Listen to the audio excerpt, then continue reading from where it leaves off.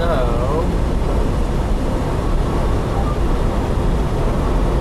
I feel like I'm not going the right way for some reason. I'm not sure why. Sometimes my GPS does some weird stuff.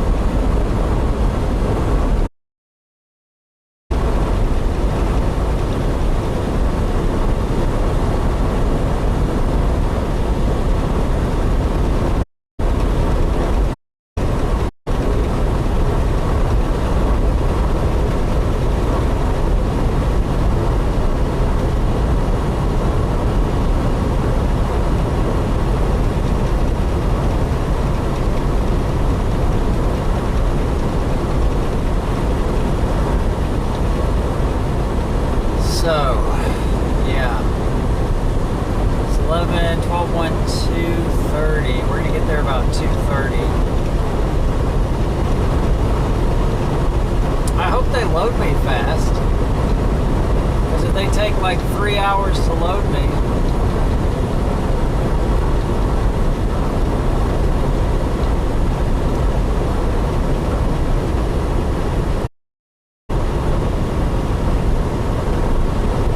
If they take like 3 hours to load me, then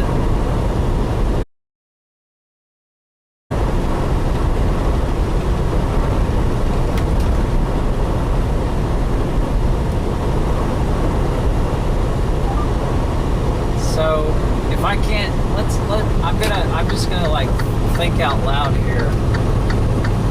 So I've got 1,700 miles to go. Let's assume after these 180 miles,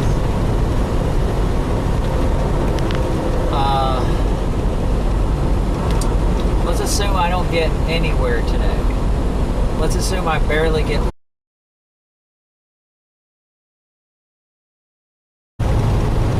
Squeeze in a 34-hour restart.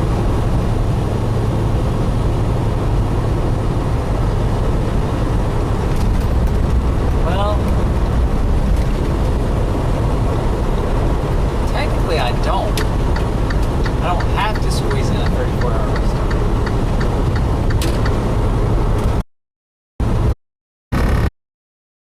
Then when I get to Chicago, I will have to do a 34-hour restart.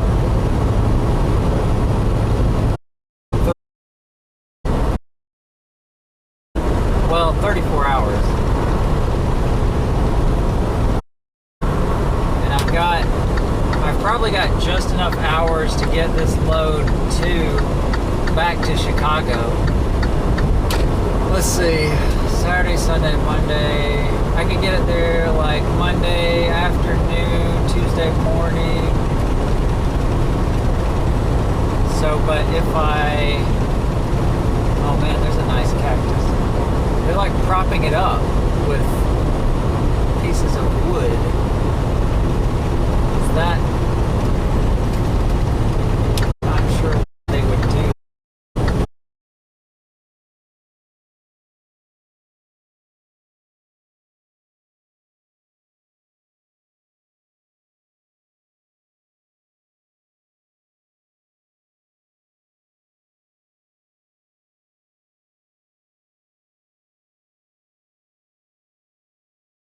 Depot Regional Distribution Center.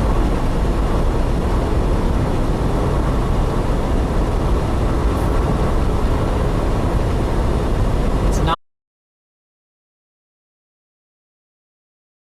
It would be better to just go ahead and do the 34-hour restart.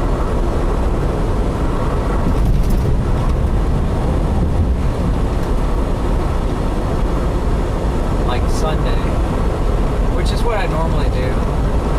Normally just, every once in a while I have to work all the way through the weekend, but 9 times out of 10,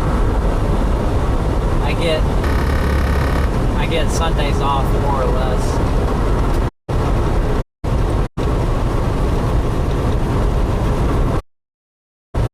So I guess you could say, I mean, I definitely, you know, most of the time have to work 6 days a week, but you don't really get too physically fatigued from sitting down for 11 hours a day, or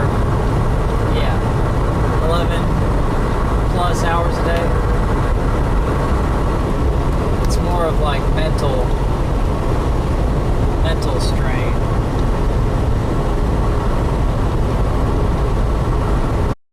Helps. So now they have these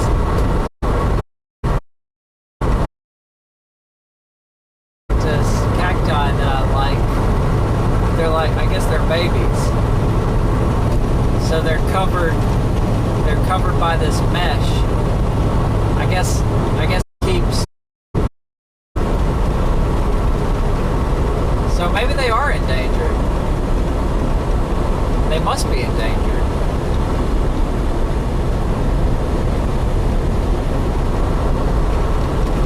Huh.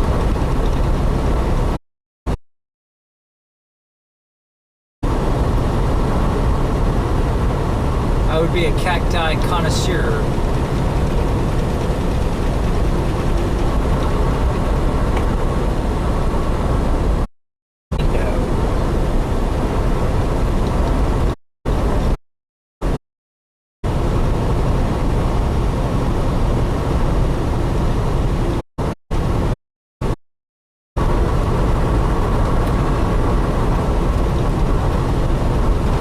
I'm so glad that Honda could cut me off like that. There's literally no one behind me. 0 people are behind me. He could have slowed down and got over and been safe, but not that guy.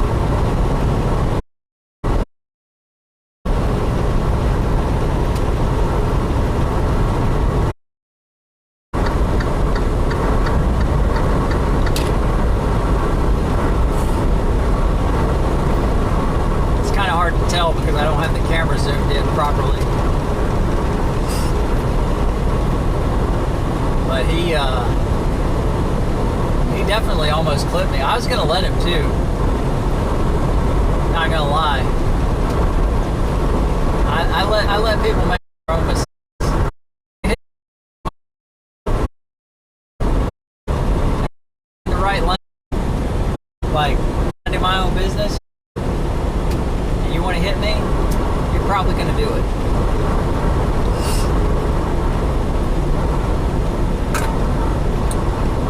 No, I would have swerved. He wasn't that close to me.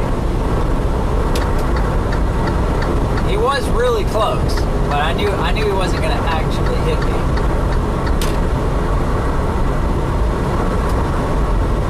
I could see him. I could see him coming over.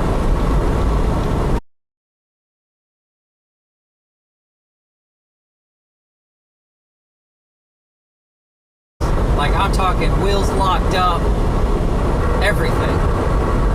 And one time a van did that to me, and I was in a tanker, and I was loaded to the gills. I mean, the gills. I was literally like, because the thing about those tankers is they automatically, like, the weight automatically evens out, so they will load those trailers or things. Like, I was somewhere in between 75 and 80,000 pounds, probably closer to 80,000 pounds. And this guy, I knew I had like a sixth sense moment. Like, because he was in a van, it looked like a rental, and he was like, I was going like full tilt at the time, which was like 65 or maybe 66 or whatever. And he was just like, he was 1.5 miles. He was creeping up on me real slow. And when cars do that, it makes me nervous.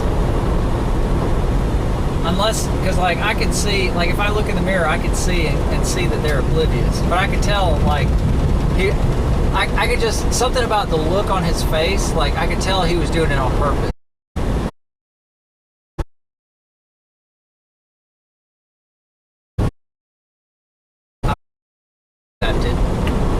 So he creeps up on me. He gets to the point where he's ready to, he's ready to give it a shot. So his back bumper is right in front of my front bumper. And as soon, the split second that he started to come over in my lane, I hit the brakes as hard as I could and swapped lanes with him. And he didn't do it. I thought that he was going to hit my rear tanker tires, like in the very back. I thought I was going to clip him with that. And keep right. But I ended up specific moment. So I jerked the wheel over about a lane and a half, I guess, and slammed on the brakes as soon as he started coming over. And like, that was the only time that ever happened. But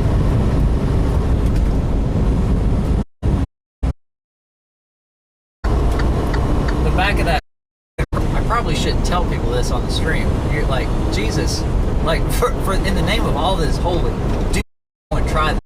It happens so fast. It compacts the back of that van in like a split second. And when that happens, it's only going to take one little shard of metal to go through your skull. And when you're dealing with that kind of momentum and that kind of pressure, like just a tiny little thing, like your skull is basically water. and like metal's going to go right into your skull and kill you in the blink of an eye. If you're unlucky. If you are lucky, the back of the van crumples and you're probably fine, but you can claim that you have, spine injury but in court against a truck driver. But that is a very, very dangerous game. That was the only time that ever happened. Knock on wood. I hope it never happens again, but it was scary.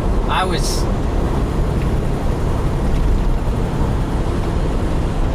was scared for this dummy.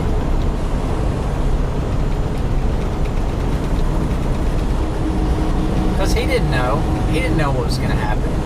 I didn't know what was going to happen. I had a pretty good freaking idea. What is this FedEx doing? What are you doing, FedEx? Are you going to go around?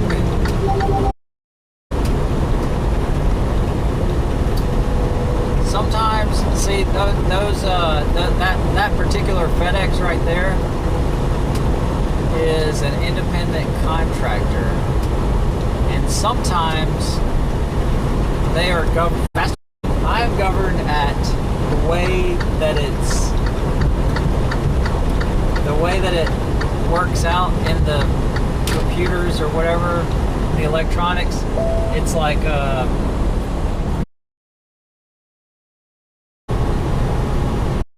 slow. That was really what freaked me out, is like the look on his face and how slow he was. It's like he was being so careful to get just enough in front of me. He tried to get me. Oh, is this guy serious right now? Now he's gonna go faster.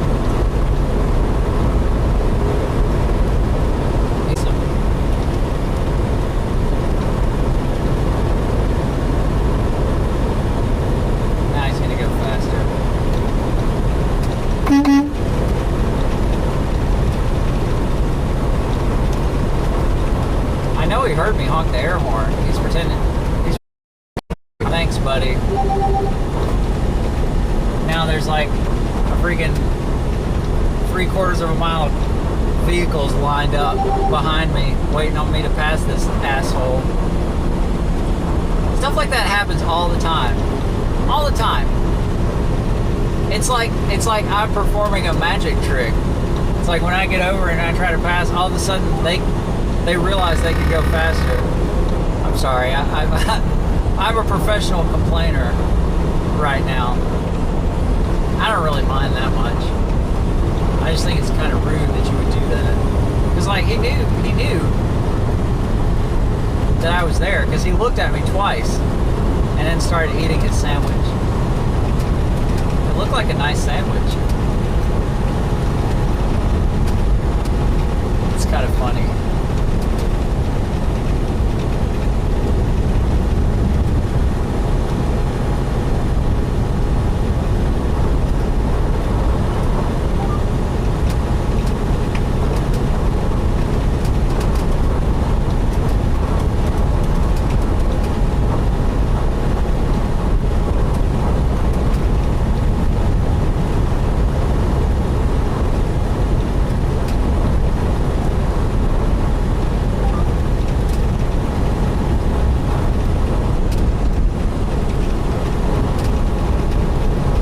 A social media group on Facebook for all of the drivers that work for my company, which is a fairly common thing. But man, let me tell you, these guys get so salty in there. Of course, I just got salty there for a minute because of this stupid delivery driver. Yeah, he sped up a little bit. I don't know if he, there's no way. Look, now he's oh. Bro, why didn't you just let me pass you? Because now I got people beside me trying to go 75. And if I get over and try to pass you, I'm the asshole. Oh, trucker problems, right? Am I right? Actually, these people aren't even trying. Like this one BMW.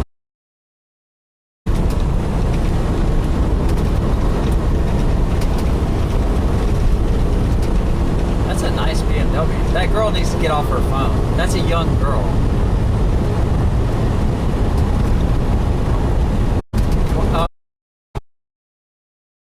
Crazy. It's like I'm not messing with my phone right now. Like it's just doing its thing. Like I set it up. I push one button and it just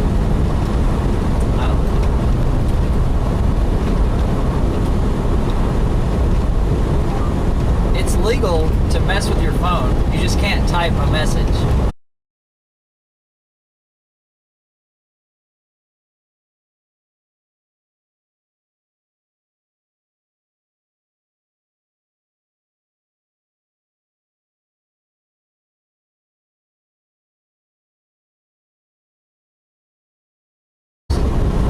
And then I hit the microphone. Well, then I hit in the box. That's 4 times. Then I hit the microphone button. Then I say what I want the stream caption to be. Then I hit it 2 more times. So that's 6, 7. Wait, no. I hit next, or maybe it's next to go live. So I touch it a total of 7 times. But I think there's like a time frame. You're supposed to, like you can touch your phone like once every 2 seconds or something like that.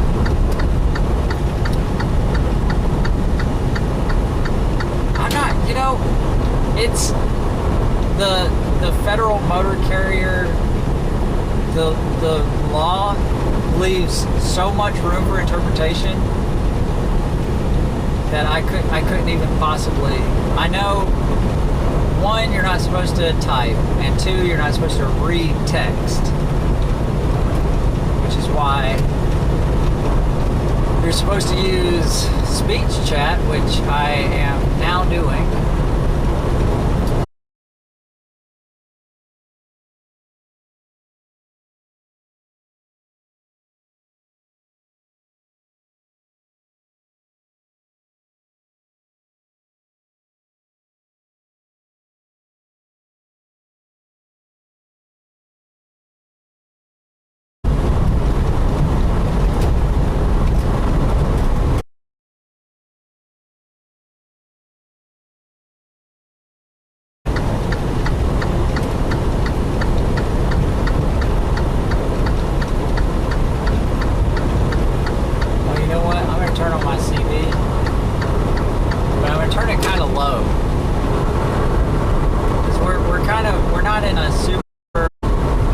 people say the worst things in Chicago.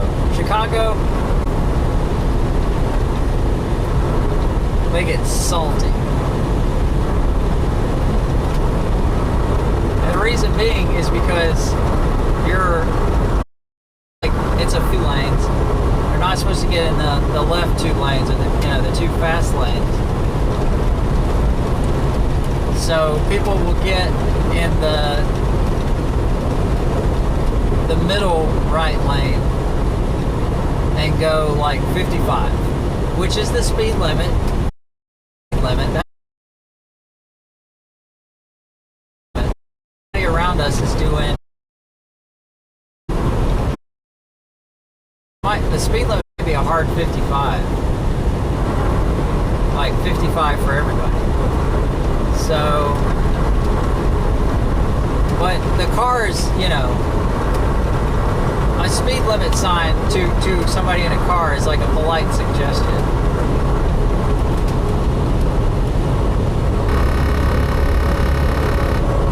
Well, that's not always true. I mean, there are some good drivers out there. Look at this. What is this guy doing? This guy, I'm telling you, he's got an air horn and everything. That is a nice. I can't tell if that's a Nova or a Chevelle. No, it's a Chevelle. I think it's a Chevelle. That was a nice Chevelle.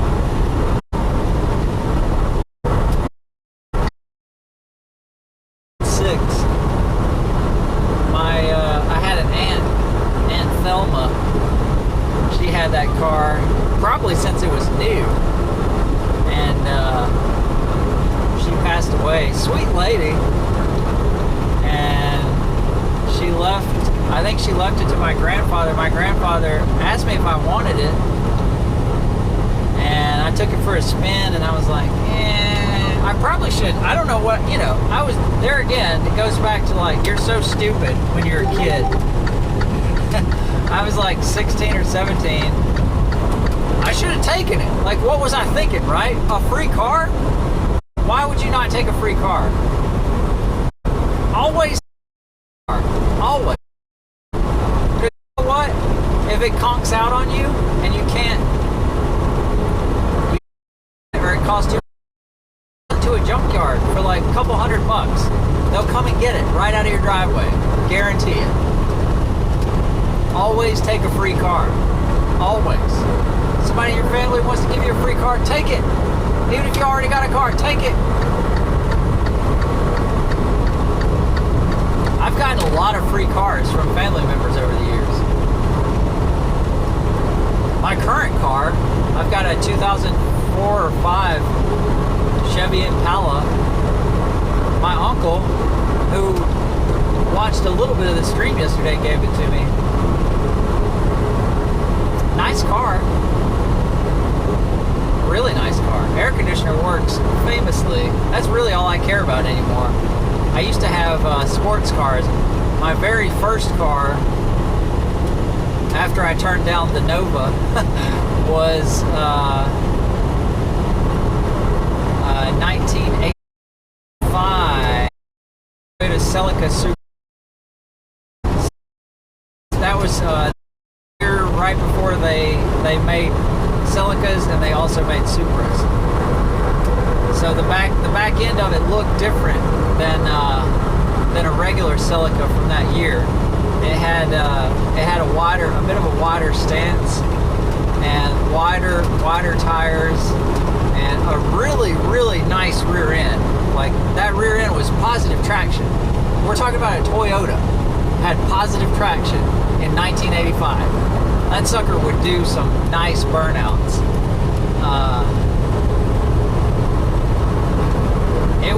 It wasn't insanely fast, but it had a real good clutch. Okay, now we can get a real good. Oh, it is a Nova. I was right. It is a Nova. I was right first.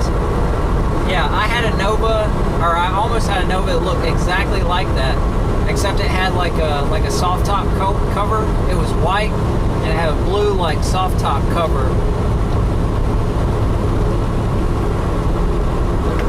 exactly like that though, but it didn't have the fancy tires. That one's got fancy tires.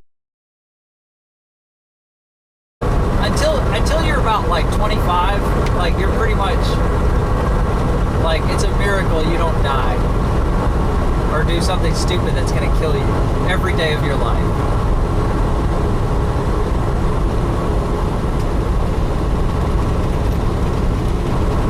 I feel like I didn't really know any. I'm like a man child. I don't know if you guys realize that by now. I'm an absolute man child.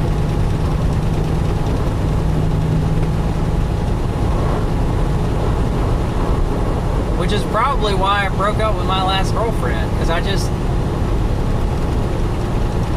liked playing video games, and at the time,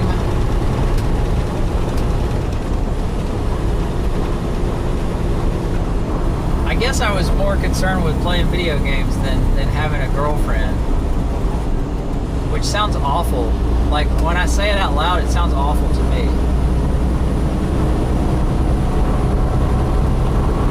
But I just don't like, I feel like I'm very selfish. That's what I tell people when they ask me why I'm not married. I'm like, at time. Like, I don't like the whole trap, like, you know, marriage is cool. Like, if you want to, if that's your, you know, have a family,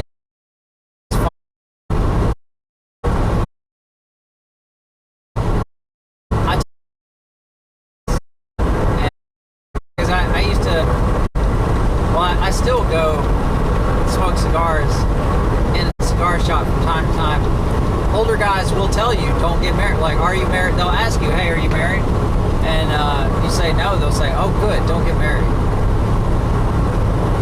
And the reason that they say that is because when you are married, and if you're married, like, you know, like, you have to do things. Like, you can't avoid certain things about being married. You know, you have, like, some people call it the honey-do list. Like, honey-do this, honey-do that. Like, you're gonna have to, like, get it together, man.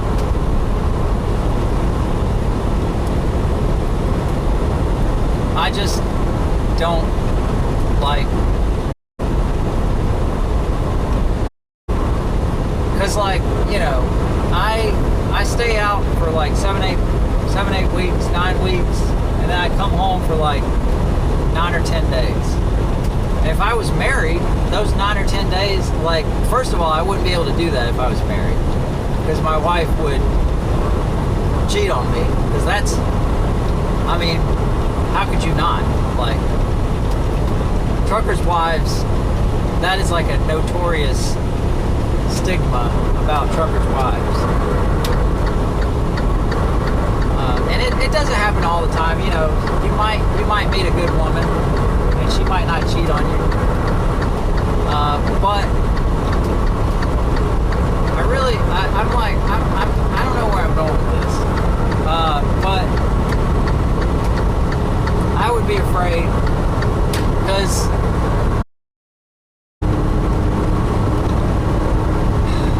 I mean, if I did, my first girlfriend cheated on me, and that was like, that hurt a lot.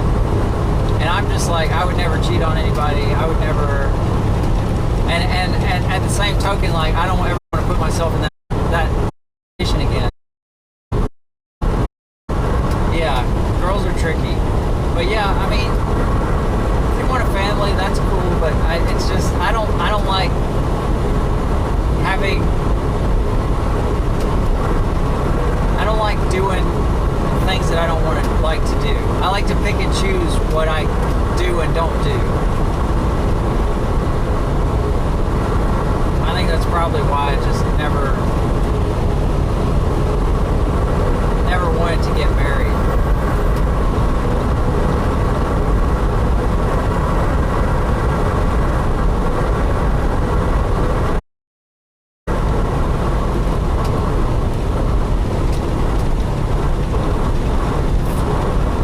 I broke too many hearts on the way, you know what I mean? Hello!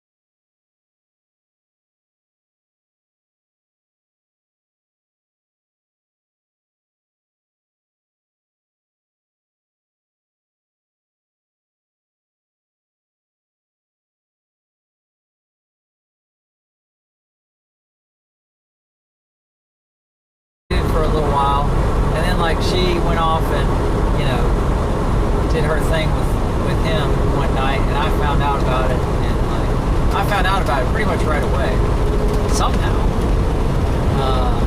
I don't remember exactly, but yeah, that was a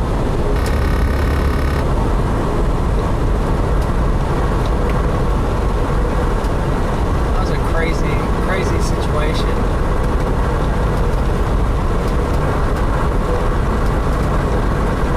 You do a lot of dumb things for women when you're younger. You really do. It's like we kept on dating for like years after that, but I knew, like deep down, I knew it was, just kind of waiting on it to allow. Because at the time, like the first person that you ever hook up with,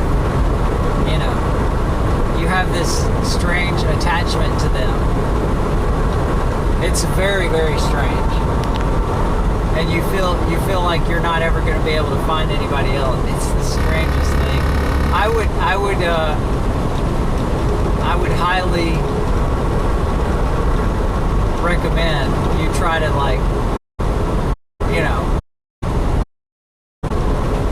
you can find somebody else. It's not that hard.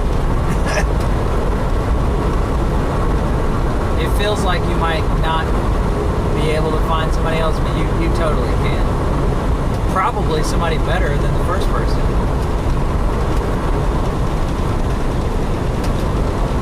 But, she was like one of these girls that like a lot of guys wanted to bang or whatever. And so, I ended up sticking around in the relationship way longer than I should have. And I even turned down several other girls.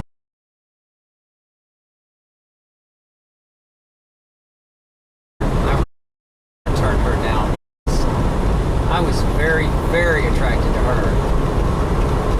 Now, what is this guy doing in the fast lane?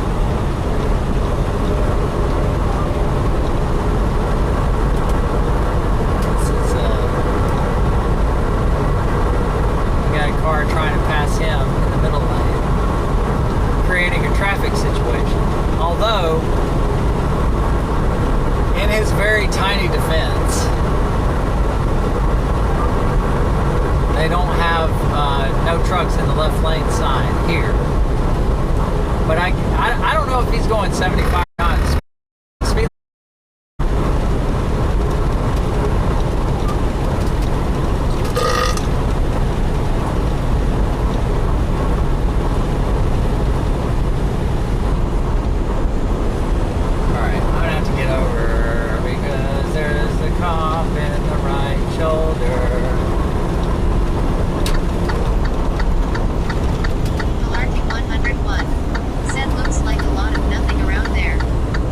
Yes, very much nothing.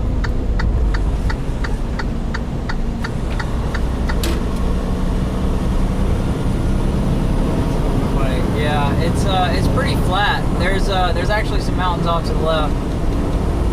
Malarkey, I apologize about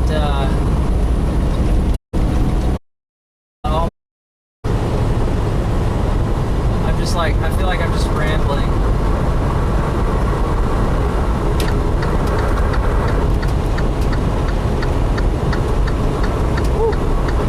Is anybody else watching Malarkey? Can you see?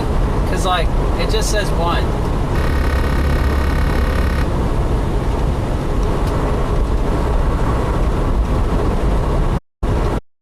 I guess. Malarkey 100.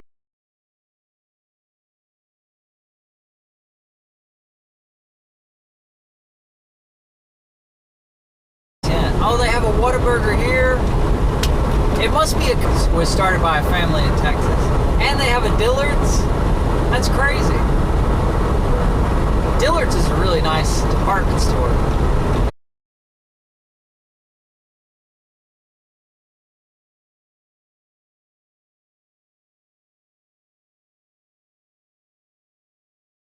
The malls. What are you talking about right now? I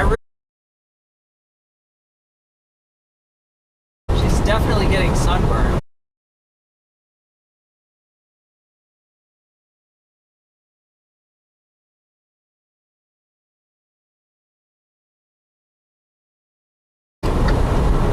Not that I would expect anything in return for picking her up.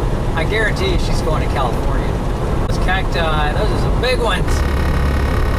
Big ones and really close to the road.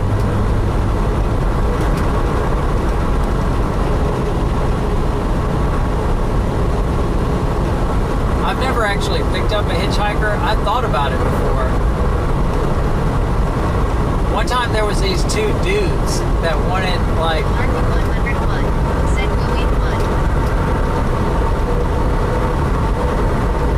go eat one, a Whataburger? Nah, it's not gonna happen.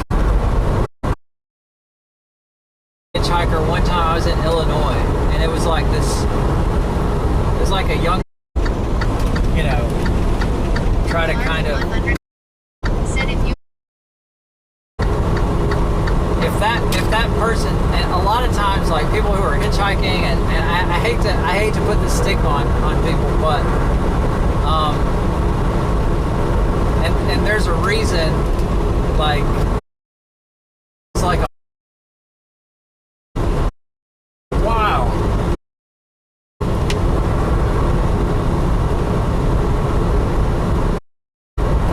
So in the early 80s they passed this, they used to have a lot of asylums, you know, they called them insane asylums or whatever, and one of the presidents, and Joe Rogan talks about this in his podcast, and I apologize that I don't have the exact factual information, but the reason that a lot of this homelessness is such a problem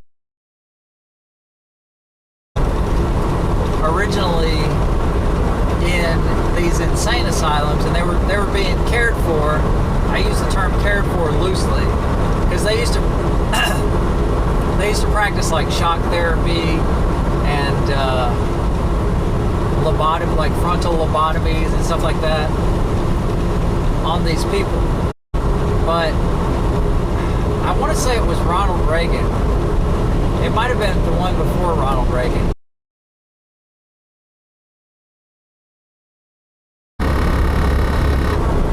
But unfortunately, the point of the story is, unfortunately, a lot of the homeless people, they need, you know, they need to be cared for because they're not able to care for themselves. Like they actually, you know, they need to be in a mental health facility.